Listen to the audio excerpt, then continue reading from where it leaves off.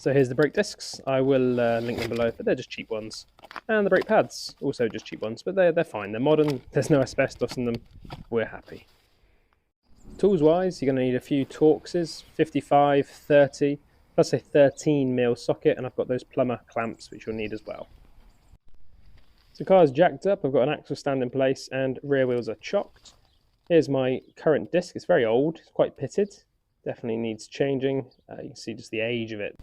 So with the wheel turned for access, this is your first to go. Two 13mm nuts, nice and easy, but they will be a little bit stiff, certainly if they're as weathered as mine. Just be careful not to round them off, clean them up a little bit if you can. Maybe a spray of persuasion as well. But there we go, not too bad, nice and easy. So I'll take off both of these.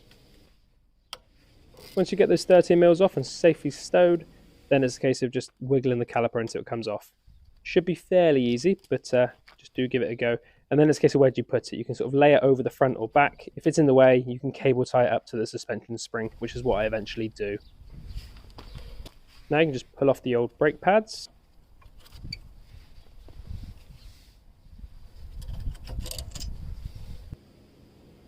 And yeah, they're really not the worst I've seen. There's still a bit of meat on there, but definitely due, and they were squeaking quite a bit. Then these little tabs need to come off. Now, your kit may come with new ones. Mine didn't, so I'm going to reuse mine, but they flick straight off. There's that little tab just to the outside, which I'll show later on, and you just pull off by there. You don't need to force it. The next job is to remove these two T55 Torx to take off the carrier. Now, access is a little bit tighter, so I'm just going to move this up out of the way. Lovely.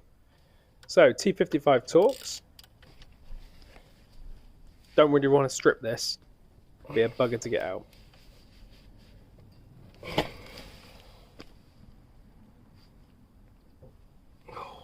So, a spray of persuasion usually helps, or a bigger breaker bar if needed, but I can do this. Come on. There we go, lovely. So remove these two, and then the carrier should just slip straight off.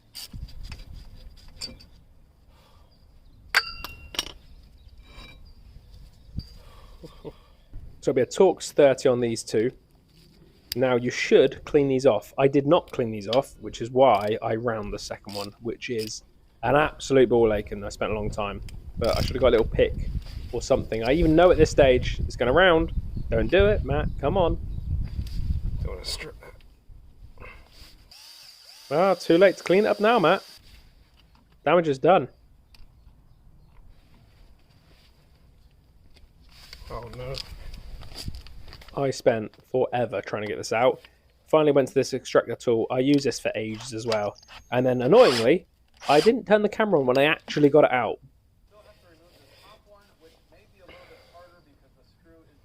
If you're lucky, the disc will come straight off. This is why we use grease, boys. And just to prove I'm not a complete moron, here's the other wheel, which is cleaned up first. Easy peasy. We're going to clean up some of this metal. Now, a regular wire brush is not only easier, but safer. Almost got my fingers then. Put it in reverse. This is just embarrassing. But I don't have a regular wire brush, so I will persevere with the drill. It may look easier, but this is just so dangerous and stupid. Alright, now it's somewhat cleaned up. Put the clips back on. If you got new ones, use those. If you didn't, the old ones are fine. They should just slot straight in, and those little tabs stick to the outside. I'm going to clean up the sort of back end as well. Just get rid of some of this build up. Give it a wipe. And there's a little bit of sandpaper, really fine sort of sandpaper. Little block I've got. Again, just make sure it's nice and clear. And then it's grease, some sort of high heat resistant grease. A lot of people use copper grease. Just a few dollops on each section. Just smudge it all around, and that would just prevent the brake disc from seizing to the vehicle. I'd highly recommend you change your gloves because you don't want to get grease on this lovely new brake disc. Pop this on, and we're going to get our two T30 Torx screws and just screw those in. It doesn't need to be crazy tight. This just stops it from slipping around when you're tightening the wheel. Then you're going to grab, I've got these sort of plumber pliers, and just slowly squeezing the caliper. Just bring that brake all the way out. It's slow, but it will grip out, as you can see. And it will then hold. Alright. Put the cover back on, the holding bracket. I'm going to pop in these two T55 screws again. T55 Torx. Make sure you torque them up nice and tight. And then we're going to go ahead and pop in the new brake pads. They just slip straight in on those clips that we replaced or reused. Again, you don't want to get grease on these pads, so make sure you're using fresh gloves. Lovely. Now, these are the two sort of sliding pins. We're going to want to grease those up, but it's really important you don't grease all the way to the end, because that grease sort of gets compressed inside the caliper. And I say compressed, grease doesn't compress, so it just clogs up and it will cause a load of chaos. So just grease the kind of halfway up, clean the end off, and slide it straight back in, and it'll pop back in over those rubber covers. Then we're going to put on these 13 mils, so 30 mil nuts. Just do those up nice and tight.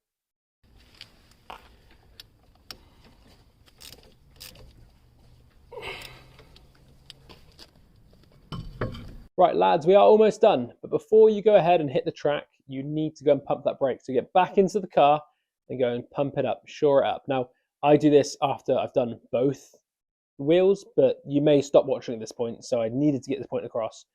Do your other wheel, and then go and pump your brake, just like this. Just going to make sure there's brake fluid in here.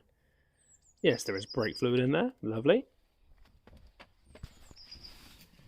Now, I'm just going to pump a load of times. Usually one or two take it, but I'm just going to just go more than you think.